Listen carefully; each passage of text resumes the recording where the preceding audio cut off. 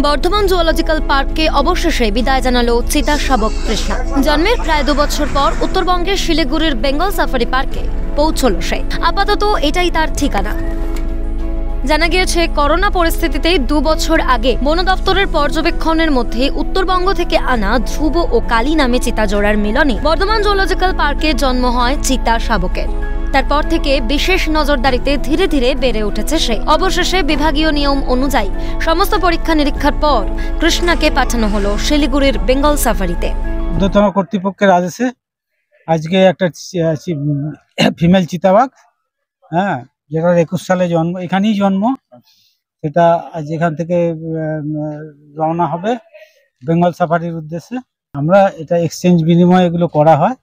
আমাদের এখান থেকে যাচ্ছে, ওখান থেকেও আমরা একটা পাবো, মেল পাবো। সোমবার সকাল থেকেই সাজো সাজো রব ছিল রমনার বাগান মিনি জুতে। তৈরি ছিল গাড়ি। দুপুর পেরিয়ে বিকেলে উত্তরবঙ্গে রওনা দেয় কৃষ্ণা।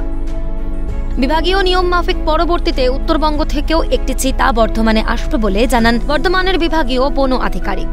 আমাদের তো অ্যানিমাল এক্সচেঞ্জ হতেই থাকে মাঝে মাঝে, জেনেটিক এক্সচেঞ্জ জন্য আমরা করি এটা। তো সেভাবেই as per instruction of higher authority আমরা একটা ফিমেল লেপার্ডকে বেঙ্গল সাফারিতে পাঠাচ্ছি। একটা ফিমেল লেপার্ড আনা হবে, এখন না একটু পরে একটা ফিমেল লেপার্ড আনা হবে। এখন প্ল্যান আমরা পাঠাচ্ছি ফর টাইগার, তো সেটা হোপফুলি অ্যাপ্রুভ হলে তো আগামী বছরে ওটা আনা হবে। একদিকে যখন চিতার শাবককে স্বাগত জানাচ্ছে উত্তরবঙ্গের বেঙ্গল সাফারি পার্ক, তখন অন্য ছবি ধরা পড়ে কুলতলিতে।